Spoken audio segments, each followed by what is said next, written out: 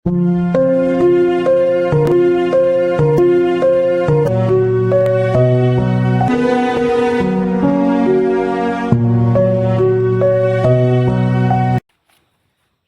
मित्रों, प्रेम योग twin flame journey में आप सभी का स्वागत है। और मेरे जीवन के प्रकरण मैंने आप सबसे शेयर किए और इस जर्नी को मैंने एक्सप्लेन किया। बहुत सारे अनुभव, बहुत सारी चीज़ें, बहुत कुछ मैंने आपसे शेयर किया है और उसके अलावा भी बहुत कुछ है, पर हर चीज़ एक सीक्वेंस में कई बार याद नहीं आती है। और कुछ चीज़ें ऐसी भी हैं, जैसे इस जर्नी में हम ये भी अनुभव करते हैं कि मेमोरीज़ को डिलीट किया जाता है। तो जब कुछ चीज़ घट गई और अब वो आपको सर्व नहीं करने वाली है, तो उन मेमोरीज़ को डिलीट किया जाता है। तो उसके बाद मैंने अपने इंट्यूशन को फॉलो करते हुए इनिशिएट किया हुआ है कि मेरे जीवन की कहानी को सुनते सुनते आपके बहुत सारे प्रश्न, बहुत सारे आपके कन्फ्यूजन्स या इस जर्नी को लेकर आपके जो डाउट्स हैं, तो आपने कमेंट्स में कई सारे क्वेश्चंस मुझे पूछे हैं। और कई बार कमेंट्स में आंसर करना, क्योंकि चीज़ें विस्तृत रूप से समझनी ज़्यादा ज़रूरी है। मुझे आपको कुछ चीज़ों को विस्तार से समझाना ज़्यादा ज़रूरी है। अगर मैं उसे कमेंट में ही आंसर कर दूं या छोटे से शब्दों में बता दूं, तो चीज़ों के कई अर्थ निकलते हैं।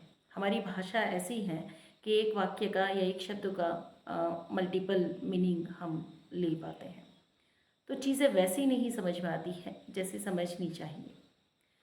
तो फिर मैंने इनिशिएट किया हुआ है कि मैं आपके प्रश्नों के उत्तर आपको दूं, ताकि आपकी जर्नी को गाइड भी कर पाऊँ और आपकी क्वेरीज या आपकी क्यूरियोसिटी जो भी है उसे फुलफ़िल किया जा सकता है।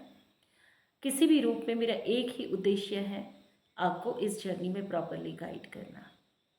क्योंकि ये जर्नी एक बार देखने जाए तो बहुत सरल है। अगर आप अपने अटैचमेंट्स को रिलीज़ कर पाते हैं और आप डिटैच हो पाते हैं, तो ये जर्नी बहुत सरल है। पर अगर आप अपने अटैचमेंट को रिलीज़ नहीं कर पाए, आप डिटैच नहीं हो पाते हैं, आपकी ईगो सेल्फ वर्क कर रही है, तो ये जर्नी बहुत कॉम्प्लिकेटेड है। आप मुश्किल से इस जर्नी को पार कर पाएंगे, क्योंकि इतना इल्यूजन है यूनियन को लेकर। हर कोई एक ही बात पूछता है। जर्नी में मैंने इतना सारा नॉलेज शेयर किया है, इतनी सारी बातें शेयर की है और हर बार ये बताने की कोशिश की है कि हर बार मुझे खुद पर ही ध्यान देना होगा, हर बार मुझे खुद को ही जानना होगा, हर बार मुझे खुद को चुनना होगा।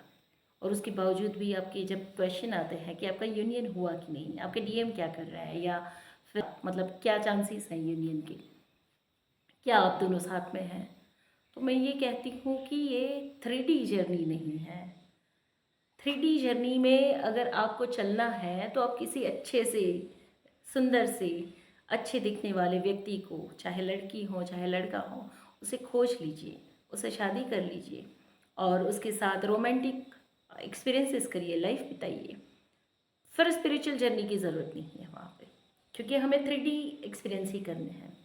अच्छे से समझिए 3D और 5D में डिफरेंस क्या है। 3D में भौतिक शरीर में हम आए, हमें सांस लेनी पड़ रही है, हमें भोजन खाना पड़ रहा है और भोजन खाने के बाद उसे डाइजेस्ट करने के बाद उसे निकालना भी पड़ रहा है, हमें नींद लेनी पड़ रही है।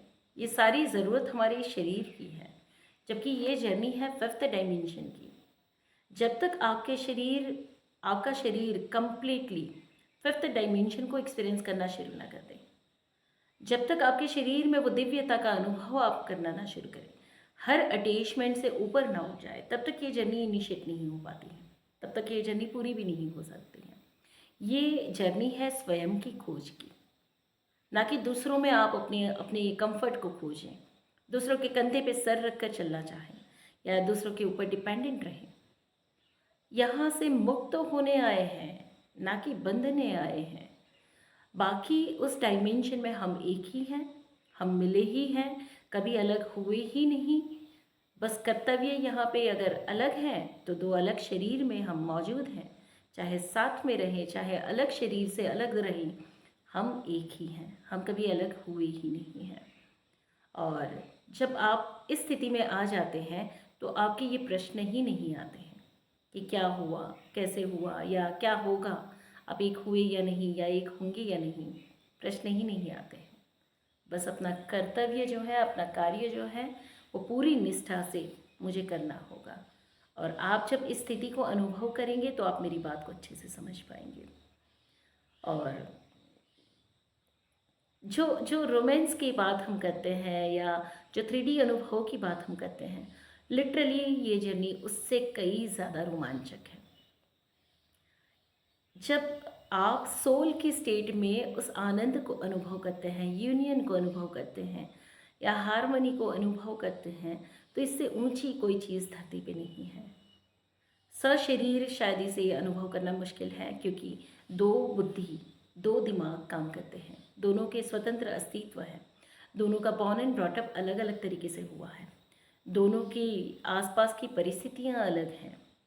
जब तक आपकी कॉन्शियसनेस, चेतना इस जीवन में, इस भौतिक शरीर में एक नहीं हो जाती है, यूनियन संभव नहीं होता है।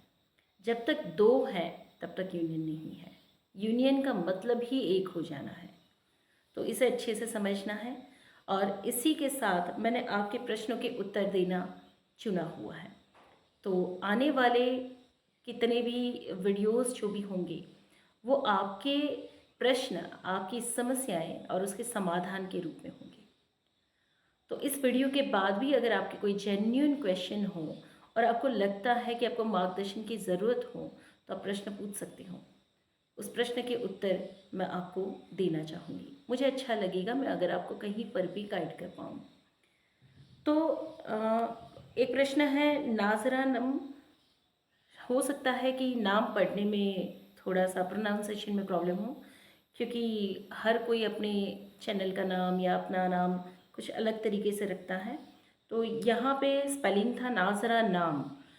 आपकी, उनका प्रश्न है, आपकी जीवन यात्रा बहुत प्रेरणादायक है और उतार चढ़ाव से भरी है। जिज्ञासा यह है कि आपकी बेटी जो आपके साथ चल रही थी, इस यात्रा में आपके साथ थी, वो अभी भी आपके साथ हैं या आपसे अलग हैं।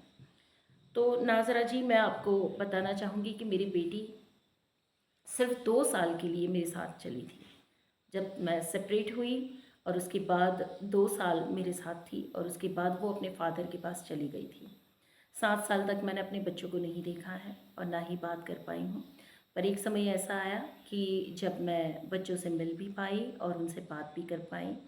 और आज की स्थिति ऐसी है कि दोनों बच्चे बहुत प्रेम से मेरे साथ कनेक्ट होते हैं, कॉल से हम कनेक्ट होते हैं। और इतने सालों में मैंने ये अनुभव कर लिया कि मैं वो माँ नहीं बन पाती अगर मैं साथ में होती जैसी आज मैं हूँ।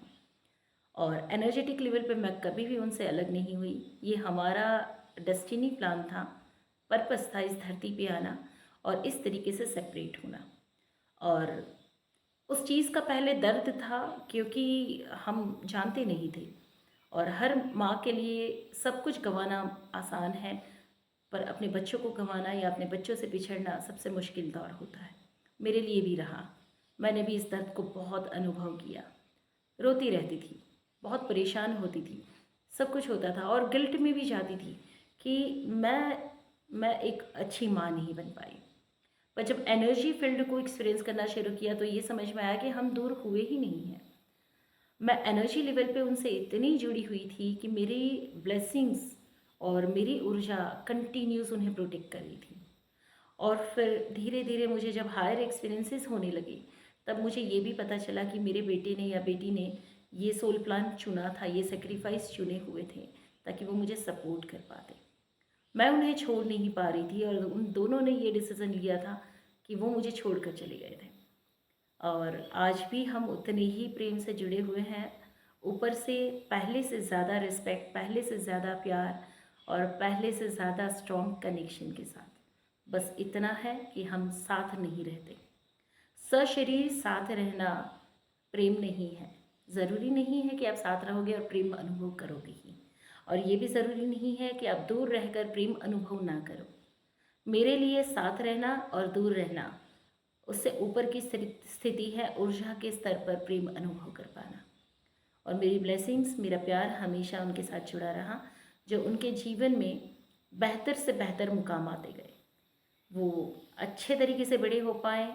और इसके लिए मैं अपने उस परिवार का भी धन्यवाद करती हूँ कि जिन्होंने बच्चों को संभाला।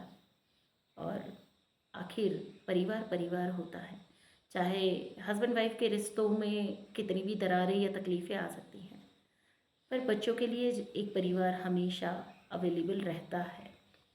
ये उनकी तकदीर में था और उन्हें वो मिला। तो होप कि आपकी सारी जिज्ञासा यहाँ पे पूर्ण हुई हो। इसके बाद का प्रश्न है PJSJ1235। अब इनका नाम क्या है मुझे नहीं पता है। तो आपका प्रश्न है, please share what your DM face parallelly during those times at separation.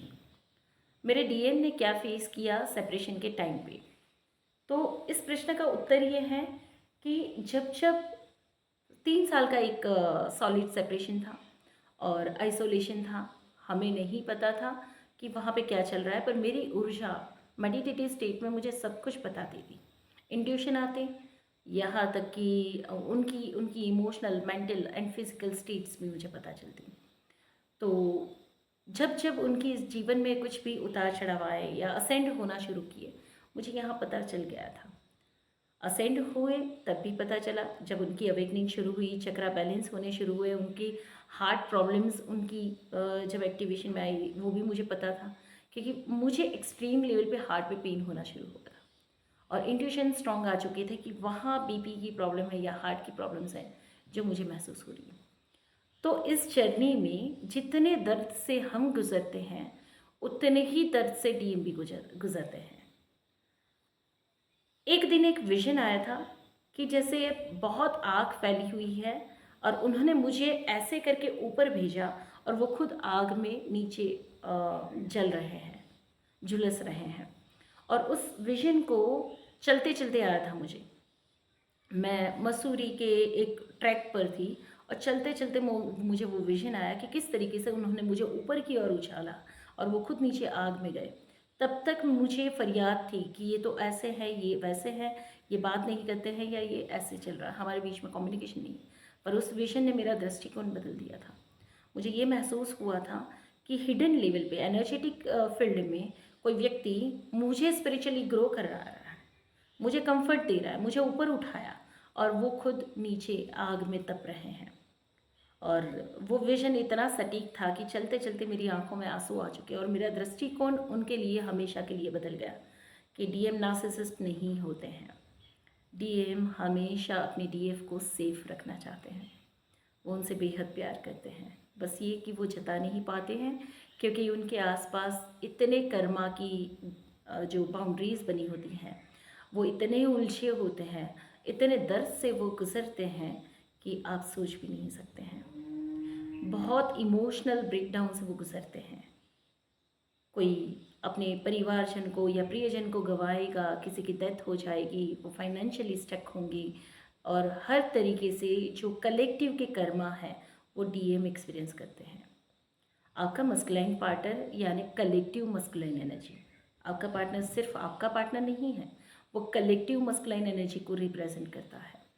तो वो कितने दर्द से गुजरते हैं या वो कितनी पीड़ा में होते हैं उसका इस जर्नी में मैंने हमेशा अनुभव किया, पूरा अनुभव किया। और कभी उसके बाद मेरी कभी फरियाद नहीं आई कि वो ये बात नहीं करते हैं या मैसेज नहीं करते या इनिशिएट नहीं करते। हमेशा मेरा समर्पण रहा कि अगर इतना दर्द मैं झेल रही हूँ तो उससे कई गुना ज़्यादा दर्द आप झेल रहे हो, and I respect for that. तो उनकी स्थिति ये होती है। क्वेश्चन 3, तीसरा प्रश्न है पीस विद पावर। इनका प्रश्न है कि एंसेस्ट्रल हीलिंग कितना ज़रूरी है, इस जर्नी में एंसेस्ट्रल हीलिंग कितनी ज़रूरी है और कैसे किया जा सकता है। थोड़ा सा डिटेल में अगर समझिए तो इस जीवन में हम भौतिक शरीर में आए हैं, तो हम लोअर डायमेंशन में आए हैं और लोअर कॉन्शियसनेस को लेकर आए हैं। लोअर कॉन्शियसनेस में फियर कॉमन है और हमारी ज़िंदगी फियर के बेस पर ही मैनिफेस्ट हुई है। तो जब हम पैदा होते हैं तो हमारे पास्ट कर्मा, इस धरती पे अगर हमने कुछ जीवन जिए हैं और कुछ कर्मा, कलेक्टिव कॉन्शियसनेस के कर्मा को भी हमने अगर धारण किया है तो उसे भी लेकर आए हैं। तो पास्ट लाइफ इन्फ्लुएंस होता है और पास्ट लाइफ मेमोरीज भी काम करती हैं। प्लस हम एक माँ बाप के ज़रिए पैदा हुए हैं, तो जिस माँ बाप ने हमें शरीर दिया उन माँ बाप की जो अधूरी स्थितियाँ हैं, उनके जो कर्मा है, उनके भी अपने वुंड्स हैं, और आपके माँ बाप के भी माँ बाप होंगे, उनके भी अपने वुंड्स हैं, उनकी भी अपनी तकलीफ़ें हैं, उन्होंने भी दुख सुख में जीवन जिया होगा, उनके ऊपर उनके माँ बाप हैं। तो ऐसे करते आपकी जो एंसेस्ट्रल लिनीज हैं, उन सभी की जो विक्टिमाइजेशंस और वीकनेस होगी, प्लस उनकी गुडनेस या उनकी विजडम होगी, ये दोनों, अच्छा और बुरा दोनों, आपके माँ बाप तक पहुँचता है। और आपके पेरेंट्स जब आपको जीवन देते हैं, आपको शरीर मिला, तो उनके डीएनए आप में पास ऑन हुए। यानी इस धरती पे आपके जितने भी पितृ जीवन जिए होंगे, इस जीवन के, आपके पिछले जीवन के, या आपके अनेकों जीवन के, उन सभी की मेमोरी आपकी बॉडी के सेल में है, आपके डीएनए में है। तो DNA healing, past life healing और आपका चाइल्डहुड हीलिंग, ये कंपलसरी है, कंपलसरी हर एक व्यक्ति को करना पड़ेगा अगर आप मुक्त होना चाहते हैं। अब ये डिपेंड करता है कि ये जर्नी आपके लिए कितनी इंटेंस है, या ये डिपेंड करता है कि आप इस जर्नी में कितना ग्रो करते हैं, या आप कितना मुक्त होना चाहते हैं, आप कितने सीरियस हैं, आप अपने ऊपर वर्क करने के लिए कितने तत्पर हैं। ये इस पर डिपेंड करता है कि आप इसे कितना सीरियसली लेंगे। अदरवाइज़ जितना मैंने स्टडी किया है, जितनी पैटर्न्स मैंने डिकोड की हैं, या जितना मैंने रिसर्च किया हुआ है, जितना मैंने समझा हुआ है, और मैं जिस पर्पज़ से इस धरती पर आई हूँ, जो मैं अपना कार्य कर रही हूँ, तो मेरा गाइडेंस ये होता है कि हमेशा सबको ये हीलिंग करनी ज़रूरी है। इसे हम शैडो कहेंगे। ट्विन फ्लेम जर्नी में हम मिररिंग और शैडो वर्क की बात करते हैं, इनर वर्क की बात करते हैं। बहुत से लोग प्रश्न पूछते हैं कि ये इनर वर्क क्या है, और इनर वर्क कैसे किया जा सकता है, इसका सही तरीका क्या है। तो इनर वर्क में आता है आपका सेल्फ वर्क। इनर वर्क में आता है आपका सेल्फ वर्क। सेल्फ वर्क की अगर बात करें, इनर वर्क को अगर थोड़ा सा शॉर्ट में मैं आपको समझा दूँ, तो इनर वर्क यानी कि अंदर की यात्रा, अंदर जाके काम करना, बाहर कुछ भी नहीं, अंदर जाके काम करना। अंदर क्या काम करेंगे हम? तो कि सबसे पहली है मिररिंग। धरती पे एक एक जीव, एक एक परिस्थिति या एक एक व्यक्ति मुझे आईना दिखा रहा है। जो मेरे भीतर है वो ही बाहर प्रोजेक्ट हो रहा है। अगर मेरे भीतर डर है तो किसी व्यक्ति के रूप में कोई वो व्यवहार मेरे सामने आएगा जो मुझे डराएगा। अब वो मुझे डरा नहीं रहा है, मेरे भीतर का डर उस व्यक्ति को मेरे सामने ला रहा है, वो तो सिर्फ एक्टिंग करके दिखा रहा है। तो पहला काम है इनर वर्क मिररिंग का। मिररिंग चेक करना, मिररिंग से बहुत सी पैटर्न्स को रिलीज़ किया जाता है। हकीकत में मिरर वर्क एग्जैक्टली कोई समझ नहीं पाता है, कोई अच्छे से नहीं समझता है, क्योंकि अलग अलग तरीके हैं। फॉरेन कंट्रीज़ में मिररिंग अलग है, अपने इंडियन कल्चर में मिररिंग अलग है, और कुछ अनाड़ी आपको ये भी सिखाते हैं कि आईना लेके अपने चेहरे को देखो और एफर्मेशंस बोलो, ये है मिरर वर्क। तो ये भी एक हंसने वाली बात है या फिर भ्रमित होने वाली बात है कि मिरर वर्क वो नहीं है। मिरर वर्क आपका आईना है, आपका प्रतिबिंब है। आईना कभी झूठ नहीं बोलता। आपके सामने आया व्यक्ति किसी भी व्यवहार में हो, कैसे भी बिहेवियर में हो, वो झूठ नहीं बोलता। इस जर्नी में दूसरा काम आपको जो करना है वो है जर्नलिंग। ये डायरी वर्क हमेशा, आपका कोई साथी हो या ना हो, आपकी डायरी आपकी साथी है। आपको डायरी वर्क हमेशा करना होगा। डायरी वर्क के पीछे का उद्देश्य क्या है उसे भी मैं थोड़ा सा समझाना चाहूँगी कि हमारे दिमाग में बहुत सी बातें चलती है, बहुत से विचार चलते हैं, और हर एक को हम याद नहीं रख पाते, और कुछ समय में वो विचार या वो आइडियाज़ चले जाते हैं। जबकि डायरी वर्क, जर्नलिंग आपका वो हिस्सा है कि जो कुछ भी आपने महसूस किया, जो विचार आपके अंदर चल रहे हैं, जो आइडियाज़ आपको चल आ रहे हैं, या जो आप अनुभव कर रहे हैं, आप उसे लिखना शुरू करें। ग्रेटिट्यूड लिख सकते हैं, एफर्मेशंस लिख सकते हैं, मन के विचार लिख सकते हैं, कुछ सपने आए आपको वो लिख सकते हैं, पर लिखो, ताकि दिमाग में खिचड़ी बनकर सब कुछ ना रहे। आप जैसे ही पेपर पर उतारते हैं आपको क्लैरिटी मिलने लगती है।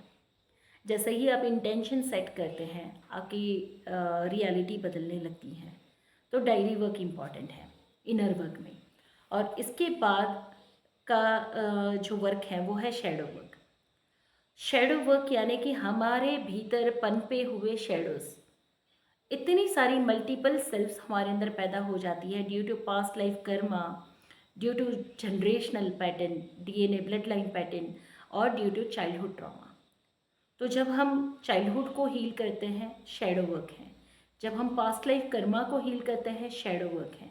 जब हम डीएनए पैटर्न्स को हील करते हैं, शैडो वर्क है। ये सब कुछ जितनी भी हीलिंग प्रोसेसेस हैं वो शैडो वर्क है। शैडो को हील करना सबके लिए कंपलसरी होता है। ये मुक्ति की जर्नी है, फ्रीडम, मोक्षा की जर्नी। और इस जर्नी में आप जितना कचरा पीछे पीछे से जो चला आ रहा कचरा है, आप जो साथ में लेकर चल रहे हो और जो आपको सर्व नहीं करता है, असेंड होने के लिए, इवॉल्व होने के लिए आपको ग्रेविटी छोड़नी होगी। नीचे जब ज़मीन का जो ग्रेविटेशनल फोर्स है, आपके डर, आपकी गिल्ट, आपके शेम, आपके अटैचमेंट्स, जो आपके हैवी डार्कर इमोशंस हैं, जब आप उसे नीचे छोड़ते हो तो ऊपर उठना आसान होता है।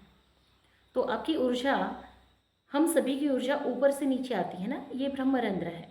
और ईश्वरीय ऊर्जा जो है वो हमारे ब्रह्मरंध्र से हमारे शरीर में उतरती है। प्राण ऊर्जा यहाँ से शरीर में उतरती है, पर सारा फोर्स ऊपर से नीचे आ रहा है। जबकि मुक्त होने के लिए हमें नीचे से ऊपर ऊर्जा का बहाव ज़रूरी है। तो नीचे से ऊर्जा का बहाव ऊपर की ओर कैसे उठेगा? जब आपके भीतर नीचे की जो ग्रेविटी है, अटैचमेंट्स हैं, माया जिसे हम कहेंगे, अगर माया छूटनी शुरू हो जाए, डिटैचमेंट आना शुरू हो, चीज़ों को आप ठीक से देख पाएँ, इल्यूशंस को ब्रेक कर पाएँ, तो आपकी ऊर्जा नीचे से ऊपर उठनी शुरू होती है। और जो नीचे से ऊपर गई ऊर्जा आपको मुक्त करती है। तो इतना शॉर्ट में अभी मैं आपको एक्सप्लेन कर पा रही हूँ। और इसके रिलेटेड अगर आपके कुछ भी और प्रश्न हैं तो आप पूछ सकते हैं। अब से कुछ समय जब तक मुझे इंट्यूशन रहेंगे तब तक मैं आपके प्रश्नों का विस्तार से जवाब देना चाहूँगी। तो आप सभी को मैं इनवाइट करती हूँ, आपके कोई भी प्रश्न है तो वीडियो के नीचे कमेंट में आप मुझे लिख लीजिए ताकि मैं आपको गाइड कर पाऊँ। देखिए, इस जर्नी में नॉलेज की ज़रूरत है और नॉलेज बाहर से भी और भीतर से भी आता है। मैं हमेशा कहती हूँ सिर्फ बाहर के नॉलेज पे डिपेंडेंट नहीं रहना है, पर फिर भी जेन्युइनली अगर मैं आपको मदद करना चाहती हूँ तो कोशिश कर लेती हूँ कि जितना मैं आपको सही और सटीक गाइड कर पाऊँ। और फिर भी आपको अपने इंट्यूशन को फॉलो करना बहुत ज़रूरी है। भीतर का ज्ञान जागृत करना बहुत ज़रूरी है। और कई बार गलत इन्फॉर्मेशन आपको भटका सकती है। तो याद रखें कि अधूरा ज्ञान या फिर भटकाव वाला ज्ञान हानिकारक है। तो सही की पहचान करना, सच्ची पहचान करना, ये आपके हाथ में है। और एक अटैचमेंट से ऊपर उठ जाइए। यूनियन एक धोखा है। मैं ये नहीं कहती हूँ यूनियन नहीं होता है, पर यूनियन की स्थिति बहुत डिफरेंट है, बहुत अलग है। आप न जाने क्या से क्या बन जाओगे अगर इस अटैचमेंट को आप दूर करें। और उसके बाद जो प्राप्त होगा वो ईश्वरीय होगा, दिव्य होगा। आपने कभी सोचा भी नहीं होगा वैसा होगा। मुझे सब कुछ मिल जाएगा पर मैं खुद को ही ना मिलूँ तो, मैं खुद को ही ना पाऊँ तो, और मुझे कुछ ना मिले और मैं खुद को पा लूँ तो। इस धरती पे आप आए हो खुद को पाने के लिए। अगर आपने खुद को नहीं पाया तो आपके पास दुख के कारण बने ही रहेंगे। और अगर आपने खुद को पा लिया तो मुक्ति का अनुभव आपके पास इसी समय पे हाजिर होगा, मौजूद होगा। और जिसकी अपेक्षा आप कर रहे हो, किसी अनुभव की, किसी से रोमांस की, किसी से मिलने की, किसी के कंधे पे सर रखने की, किसी का हाथ पकड़ने की, वही चीज़ आप खुद को देना शुरू कर दो। जो चीज़ आप खुद को दे नहीं सकते हैं वो आपको कोई नहीं दे सकता है। और जो चीज़ आप खुद को देना शुरू कर दें उसके लिए किसी की ज़रूरत नहीं है। तो मेरा सफ़र आपके सामने है, मेरे अनुभव आपके सामने हैं और मेरा जीवन आपके सामने है। आप मुझे मेरी दूसरी चैनल पर भी सुन सकते हैं, देख सकते हैं और मेरी जर्नी को भी देख सकते हैं। हर वीडियो के थंबनेल पर मेरी फ़ोटो है, मेरी यात्रा जहाँ से शुरू हुई और जहाँ मैं पहुँची हूँ। आप मेरी फ़ोटो को भी अगर आप लगातार देखते जाएंगे ना, तब भी यात्रा का के हर एक पड़ाव का आपको अनुभव होगा कि मैं कहाँ से गुजर रही हूँ, मैं कहाँ से गुजरी हूँ, मैं क्या अनुभव करी हूँ, एक एक विषय मैंने शेयर किए हुए हैं। तो आपको ये समझ में आएगा कि मैं क्या से क्या बन चुकी हूँ। और मुझे बनना नहीं था, मैं हूँ, क्या से क्या हूँ, मैंने खुद को पाया है। और जब खुद को पाकर समझ में आया है कि और कुछ पाने जैसा है भी नहीं। तो हमेशा याद रखिए कि इस जर्नी में सबसे पहले खुद को पाना है। जिसने खुद को नहीं पाया वो कभी किसी को पा भी नहीं सकता है। ठीक है, तो अपने प्रेम में बने रहिए। और एक और चीज़, ब्लड लाइन हीलिंग का वर्कशॉप 16 तारीख से शुरू हो रहा है। ऑनलाइन वर्कशॉप है जो 2 से 4 का समय है। जो भी एनरोल करना चाहता है, जो भी अपने आप को हील करना चाहता है और मेरे साथ काम करना चाहता है, मोस्ट वेलकम, मुझे आनंद होगा। और इसके अलावा सोल सर्चिंग वर्कशॉप 16 तारीख से ही शुरू हो रहा है। ऑनलाइन वर्कशॉप है, रात के 8 से 10 का समय है। जिन्हें दिन भर के काम से या जॉब से समय नहीं मिलता है, उनके लिए रात का बैच मैंने शुरू किया है। सोल सर्चिंग वर्कशॉप यानी कि खुद की खोज, हर एक विषय को हम डिस्कस करेंगे, हर एक प्रकार की हीलिंग होगी और जैसे इनर वर्क के हर लेवल को हम अनुभव करेंगे, हर एक चीज़ उसमें होगी। तो ये लेवल 1 है, जिसे आप करना चाहते हैं तो एनरोल कर सकते हैं और मुझे बेहद खुशी होगी आपके साथ काम करते हुए। और मैं हिमाचल से हूँ, हिमाचल प्रदेश, धर्मशाला के पास। यहाँ पर बहुत सुंदर जगह हमने आप लोगों के लिए डिज़ाइन की है, जहाँ पर आकर आप अपना हीलिंग कर सकते हो, कुछ दिन मेरे साथ रह भी सकते हो। इसके अलावा रिट्रीट वगैरह हमेशा हम ऑर्गेनाइज़ करते हैं। आप रिट्रीट का हिस्सा बनना चाहते हो, अपने जीवन को और बेहतर अनुभव करना चाहते हो, तो आप हमारे साथ जुड़ सकते हैं। तब तक के लिए धन्यवाद।